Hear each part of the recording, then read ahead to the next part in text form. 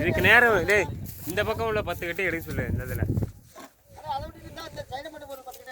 ஏப்பா நீ பாய்ச்சிருக்க போட்டா இருக்குதியாக்கு